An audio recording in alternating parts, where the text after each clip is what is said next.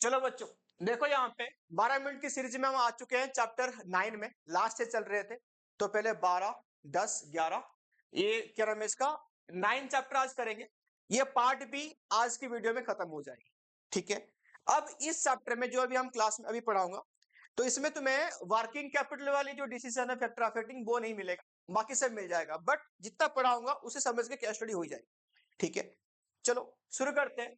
Note मत लिखना, बाद में लिख लेना, अभी समझने की कोशिश कर। फाइनेंशियल मैनेजमेंट चैप्टर 9 देखो,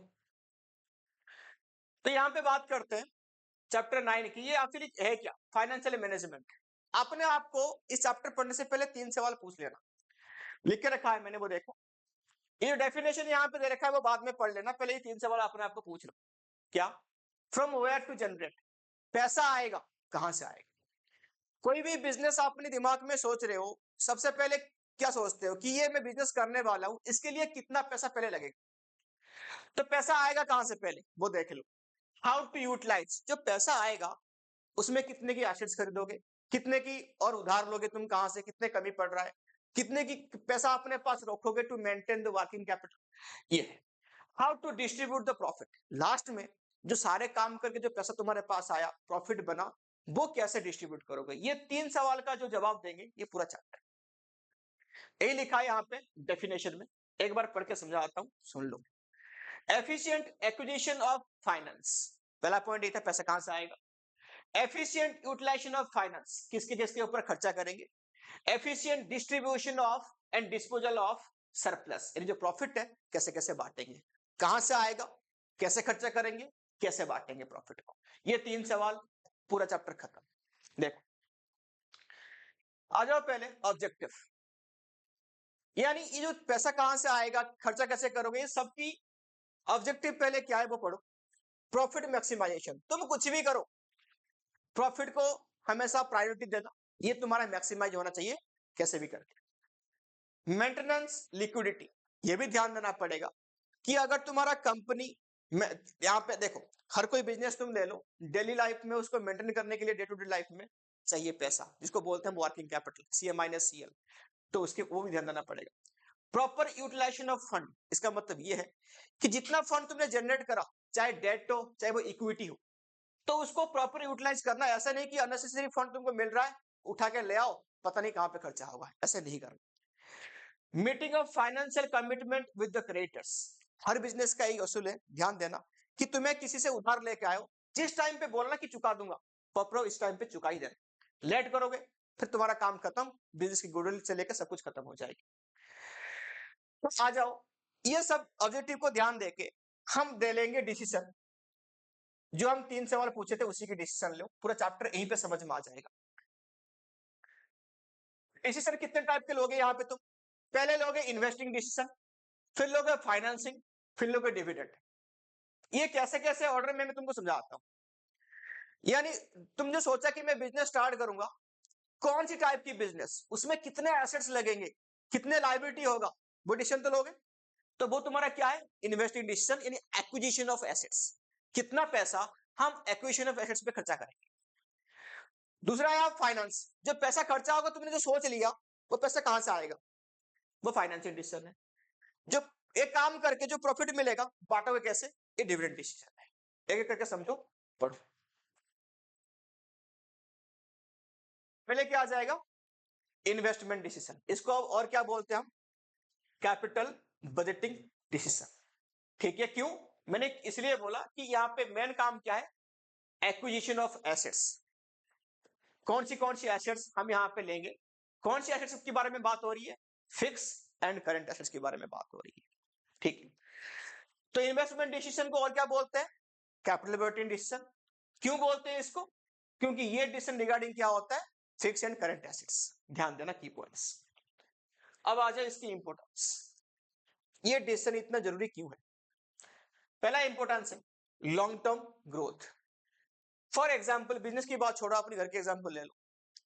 तुम्हें कभी सोचा है कि हमारे घर में एक टीवी आ रहा है, कि ठीक है आज कोई से भी कंपनी का टीवी उठा के ले लो, कल खराब हो जाए तो चलेगा, इतनी पैसा है क्या, ऐसा नहीं है। हर कोई का हम हमारे घर की एसेट को हम सोच के लाते हैं गारंटी पूछते हैं भाई 10 कितने साल तक गारंटी है, कितने साल चलेगा, ठीक है। तो ये बिजनेस है ना, इसमें बहुत सारे फंड लग रहे हैं, तो ये सोच के लाएंगे अगर आज एसेट से इसकी 10 साल 12 साल कितने साल तक चलेगा, लॉन्ग टर्म ग्रोथ के लिए सोचेंगे। Large amount of fund involve, वही बोला था मैं कि यहाँ पे ऐसे नहीं कि बहुत पैसा है तुरंत बिल्डिंग बना लो, समझ में नहीं आया तोड़ दो दूसरा बना दो, ऐसा नहीं होगा। यहाँ पे बड़ा अमाउंट जाता है तो सोचना पड़ेगा। रिस्क इन्वॉल्व, कौन सी रिस्क है? हर बिजनेस में स्टार्टिंग में पैसा मांगता है, बाद में बेनिफिट मिलता है तुमको प्रॉफिट। तो पहले जब तक कितना प्रॉफिट देगा नहीं देगा तब तक तुम्हारा पैसा होल्ड पे गया, तुम रिस्क में हो। कितना देगा नहीं पता, स्टार्ट कर लिया, लो एसेट से हो गया, लैंड खरीद लिया तुमने, बिल्डिंग बना लिया, पैसा गया, अब तक कुछ नहीं आया। जब बिजनेस स्टार्ट होगा, प्रॉफिट आना शुरू होगा, तब जाके रिस्क कम होगी, अदरवाइज रिस्क में। इरिवर्सेबल, जो डिसीजन एक बार लगे पैसा घुस गया तो गया, वापस रिवर्स नहीं कर सकते उसको। तो इसलिए हम क्या करेंगे, ये फाइनेंसिंग कैपिटल बिल्डिंग डिसीजन सोच समझ के लेंगे, ये डिसीजन इंपॉर्टेंट है। कैसे लेंगे, क्या क्या फैक्टर को देखेंगे।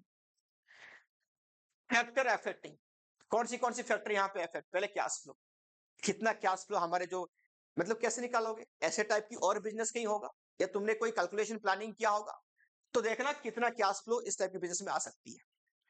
आरओआई, रिटर्न ऑन इन्वेस्टमेंट, जो पैसा लगेगा बदले में कितना रिटर्न दे सकता है, ये प्लानिंग के थ्रू पता चलेगा। ये दो फैक्टर्स हैं जो कि डिसाइड करेंगे। अब आ जाओ, कौन सी डिसीजन यहाँ पे लोगे, फाइनेंशियल डिसीजन। सोच लिया कि कितना पैसा लगेगा, सबको लगा के, अब आओ पैसा कहां से उठाओगे, फाइनेंसिंग डिसीजन नंबर 1। हाँ जी, पैसा कहां से आएगा, बिजनेस करने वाले हो, बिजनेस में घुस गए, तुम्हारे पास है पैसा यानी इक्विटी, दूसरे से लाओगे पैसा तो क्या होगा, ब्रॉड फंड यानी डेट यानी लायबिलिटी, ठीक है। तो दोनों लेंगे आप, डेट कुछ इक्विटी। कैसे डिसाइड करोगे, डेट कब लेंगे और इक्विटी कब लेंगे। फैक्टर्स, कॉस्ट, कॉस्ट का मतलब क्या है, इसको बोलते हैं हम फ्लोटिंग चार्जेस भी बोल दो, फाइनेंसिंग कॉस्ट भी बोल दो। फॉर एग्जांपल तुम्हें इक्विटी लानी है, क्या इश्यू करनी है, इक्विटी खुद की पैसा लगानी है, या कंपनी के लेवल की बात करेंगे, शेयर होल्डर से पैसा लानी है इक्विटी, तो यहाँ पे तुम्हें फ्लोटेशन कॉस्ट देखना पड़ेगा, किस इक्विटी को क्रिएट करने में कितना पैसा खर्चा हो रहा है। अगर हम डेट लेते हैं, ये जो डेट हम उधार लेंगे, बैंक से लो किसी से लो, कितना इंटरेस्ट जाएगा वो भी देखना पड़ेगा। ज्यादा इंटरेस्ट रेट होगा तो हम इसको अवॉइड करेंगे, इक्विटी लेंगे, फ्लोटिंग कॉस्ट ज्यादा होगा तो डेट ले लेंगे। रिस्क, रिस्क कौन सा इन्वॉल्व है, कैसे, इक्विटी में कम रिस्क है कंपेयर टू डेट। डेट चाहे तुम्हारा प्रॉफिट हो या ना हो, तुम्हें देना पड़ेगा, वो फिक्स कॉस्ट है, ये रिस्क ध्यान। कैश फ्लो, इसको भी देखना पड़ेगा कि तुम्हारा अगर इंटरेस्ट लोगे, डेट लोगे तुम, तो कैश फ्लो तुम्हारा बढ़िया होना चाहिए, क्योंकि वो फिक्स जाना ही जाना है। कैश फ्लो बिजनेस तुम्हारा है नहीं, तो तुम्हें इक्विटी में ही जाना पड़ेगा, प्रॉफिट होगा तो जिससे पैसा लाओगे उसको दोगे। फिक्स कॉस्ट, जो बिजनेस में कुछ फिक्स कॉस्ट है, फॉर एग्जांपल पर मंथ तुम्हारे एम्प्लॉय होंगे, सैलरी देना पड़ेगा, बिजनेस लिया रेंट में लिया, रेंट देना पड़ेगा, कुछ इंश्योरेंस प्रीमियम चाहे बिजनेस चले या मत चले भरना पड़ेगा, तो ये देखना पड़ेगा फिक्स कॉस्ट हमारा कितनी है, ठीक है। स्टेट ऑफ कैपिटल मार्केट, यानी कैपिटल मार्केट यानी तुम्हारा स्टॉक मार्केट। स्टॉक मार्केट अगर बूम पीरियड में होगा, यानी बिल्कुल सब बढ़िया, बढ़ रहा है शेयर बढ़ रहा है, बिल्कुल मार्केट बढ़िया, इकोनॉमी ग्रोथ हो रही है, तो कोई भी आईपीओ निकाल लो, कोई भी शेयर निकालो, बेच के इक्विटी को प्रेफर करो, पैसा आ जाएगा। बट अगर डिप्रेशन में होगा, मार्केट में पैसा, आईपीओ चल नहीं रहा, इक्विटी शेयर बिक नहीं रहे, कोई लेगा नहीं तुम्हारा, तो किसको रिफर करोगे, डेट को, ठीक है। तो ये कंडीशन को हमें देखना पड़ेगा। अब आ जाओ,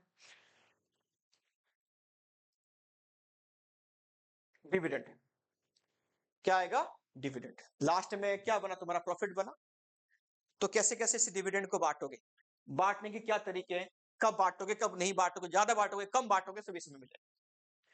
फैक्टर्स, पहले लिखो अर्निंग, क्या लिखा है यहाँ पे, अर्निंग, यानी अर्निंग तुम्हारा अच्छा खासा स्टेबल अर्निंग, तुम डिविडेंड रेगुलर बेसिस में देने में तुम कैपेबल हो तो तुम दे सकते हो। स्टेबल अर्निंग एक ही बात है, छोड़ो। कैश फ्लो, कैश फ्लो तुम्हारा बढ़िया है, बिल्कुल बढ़िया cash flow, regular cash flow, dividend ज्यादा दोगे। कैश फ्लो नहीं है, रुक रुक के आता है, 3 महीने में एक बार आता है, कैसे बिजनेस की नेचर है वो नहीं पता, तो कम दोगे।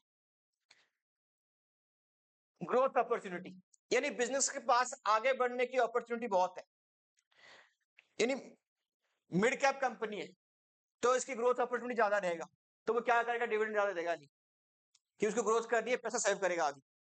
अब जिसका ग्रोथ नहीं करनी है, बड़ा ऑलरेडी बन गया, तो वो अपनी डिविडेंड बांट। शेयर होल्डर, तुम्हारे पास कैसे शेयर होल्डर है, रिटायरमेंट वाला ज्यादा है, बूढ़ा हो गए, घर में बैठे हैं, कोई काम नहीं, उनको रेगुलर डिविडेंड चाहिए और कोई अर्निंग सोर्सेस है नहीं।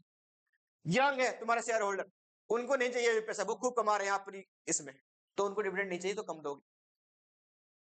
Tax policy, tax policy favourable condition में ज्यादा टैक्स ले रही, तो तुम्हें क्या करना पड़ेगा, डिविडेंड लेंगे नहीं, वो कम डिविडेंड लेंगे। टैक्स पॉलिसी कम है टैक्स, तो डिविडेंड बांट दो। भाई access to capital market, capital market easily accessible है, यानी बूम पीरियड में है, डिप्रेशन में नहीं है, तो क्या करेंगे कैपिटल मार्केट को, डिविडेंड दे दो, नहीं है तो मत देना। लीगल रेस्ट्रिक्शन ध्यान रखना, ऐसे कोई प्रोविजंस है तुम्हारे ऊपर कि डिविडेंड देना ही पड़ेगा, तो तुम कुछ नहीं कर सकते, देना ही पड़ेगा, नहीं है तो नहीं है, मत देना। कॉन्ट्रेक्चुअल, यहां पे ये देखना ध्यान से, इसका मतलब समझना, बहुत टाइम पे तुम्हारा कंपनी किसी थर्ड पार्टी से, कि एंजल इन्वेस्टर से क्या करता है, ये डील साइन करता है, पहले कॉन्ट्रैक्ट करता है, जब तक तुम्हारा लोन हम नहीं चुकाते, हम किसी शेयर होल्डर को डिविडेंड देंगे नहीं, यानी पहले से प्रीडिफाइंड कॉन्ट्रैक्ट है, तब तुम डिविडेंड नहीं दे सकते, यानी ये कॉन्ट्रैक्ट में लिखा होगा। अगर ऐसा कुछ कॉन्ट्रैक्ट नहीं है तो दे सकते। स्टॉक मार्केट रिएक्शन, डिविडेंड देना एक पॉजिटिव न्यूज है कि ये कंपनी, फलाना कंपनी डिविडेंड देती है, तो लोग डिविडेंड के लिए उसको खरीद लेंगे, तुम्हारे शेयर की प्राइस बढ़ जाएगी ड्यू टू पॉजिटिव न्यूज, अरे कंपनी बेकार है, डिविडेंड देती नहीं है, तो ये नेगेटिव न्यूज है। ठीक है, तो ये सारी कहानी होती है किसकी, डिविडेंड की।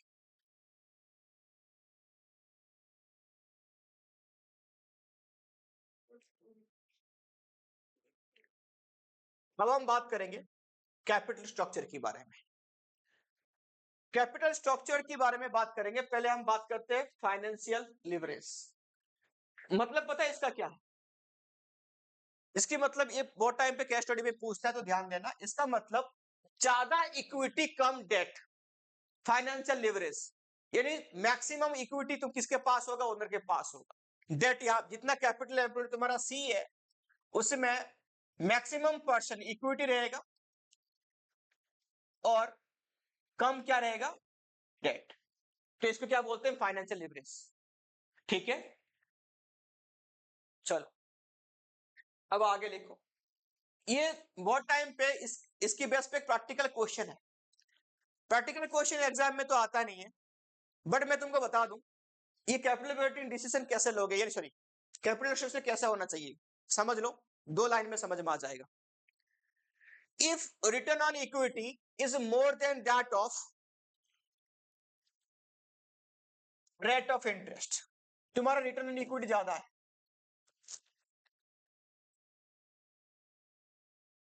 रिटर्न ज्यादा है, जितना पैसा इन्वेस्टमेंट करोगे ना, वो ज्यादा है किससे, रेट ऑफ इंटरेस्ट, यानी जितना तुम्हारा डेट है ना, जो डेट लोगे वो इंटरेस्ट कम है, मतलब रिटर्न ज्यादा है।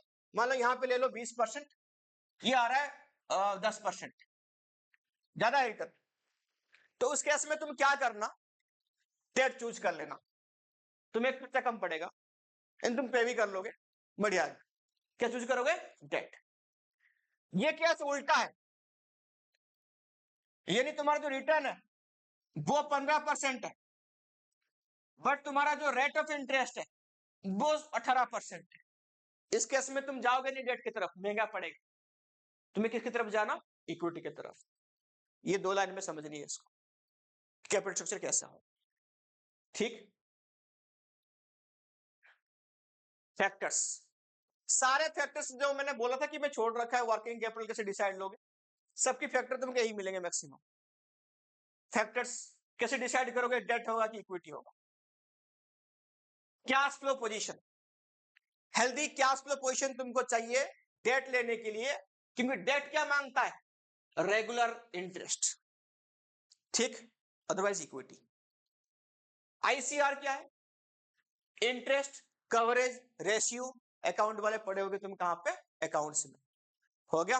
फॉर्मूला क्या है वहां पे, profit before tax and interest. यहां पे प्रॉफिट या अर्निंग एक ही बात है, बिफोर इंटरेस्ट एंड टैक्स, कुछ अलग नहीं है। Divide by interest on long term debt, बिल्कुल सेम है। मैंने बोला था तुम्हें अगर डेट लेनी है, मान लो यहाँ पे तुम्हारा प्रॉफिट बिफोर ये 10,010 है और इंटरेस्ट यहाँ पे कितनी है, 2 है, तो यहाँ पे कितना निकला, 5 टाइम्स निकला। यानी प्रॉफिट जो तुम्हारा इंटरेस्ट से 5 गुना ज्यादा है, तुम आराम से यहाँ पे डेट चूज कर सकते हो, तुम्हारे पास इतनी पैसा है कि तुम डेट की इंटरेस्ट रेगुलर बेसिस पे दे सकते। ठीक है, तो ये भी देखना पड़ेगा। DSCR, debt service coverage ratio, अगर तुम डेट लेते हो तो कैसे चुकाओगे, इसके लिए क्या formula, profit after tax, depreciation, interest, non cash expenses divide by dividend, interest, payment obligations मतलब रीपेमेंट ऑफ ऑब्लिगेशंस, लोन की रीपेमेंट। अगर ये सब निकालने के बाद तुम्हारे ये पॉजिटिव रिजल्ट आता है तब तुम डेट ले लो, अदरवाइज कहां जाओगे, इक्विटी के तरफ। रिटर्न ऑन इन्वेस्टमेंट, अब जो मैंने ऊपर डिस्कस किया, ये बड़ा होगा तो ये लेना, छोटा होगा तो ये लेना, वो बिल्कुल सेम है। कॉस्ट ऑफ डेट, कौन सी के बारे में बात कर रहा है, फाइनेंस कॉस्ट के बारे में बात कर रहा है, रेट ऑफ इंटरेस्ट के बारे में बात कर रहा है, फाइल चार्जेस के बारे में बात कर रहा है। ज्यादा होगा तो हम इक्विटी को चूज करेंगे। लास्ट में क्या है, टैक्स रेट। टैक्स रेट अगर ज्यादा होगा तो हमको डेट लेना चीप पड़ेगा, क्योंकि इक्विटी लेंगे तो इक्विटी में डिविडेंड देना पड़ेगा, डिविडेंड देना पड़ेगा तो फिर महंगा पड़ेगा ना हमको, टैक्स रेट ज्यादा होगा तो। कॉस्ट ऑफ इक्विटी, ये क्या, कौन सी तुम्हारा फ्लोटेशन कॉस्ट है, जो इक्विटी शेयर इश्यू करोगे मार्केट में उसकी कॉस्ट है, ये ज्यादा होगा किससे, फाइनेंस कॉस्ट से, तो इक्विटी क्या करोगे यहाँ पे, मत लेना, फिर किसी को लेना, डेट को लेना। रिस्क कंसिडरेशन, वही है, ज्यादा डेट हमारा लेंगे तो बार बार रेगुलर बेसिस पे हमें इंटरेस्ट देना पड़ेगा, तो रिस्क ज्यादा है। ओनर हो, जब प्रॉफिट है तब लेना, लॉस है लॉस से लेना, ये वाली बात। तो ये पूरा चैप्टर था किसकी, फाइनेंशियल मैनेजमेंट की। सिंपल सी बात थी, पैसा कहां से आएगा, एफिशिएंटली कहां से इसको यूटिलाइज करोगे, जो प्रॉफिट मिलेगा कहां बांट। हो गया चैप्टर क्लोज, धन्यवाद।